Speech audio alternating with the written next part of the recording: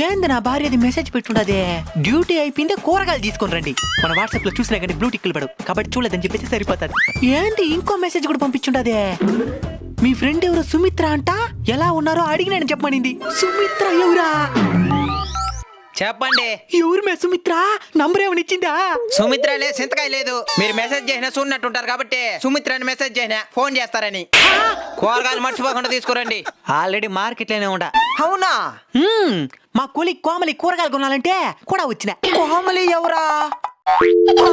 ఎవరితో? ఎవడి? ఎక్కడ?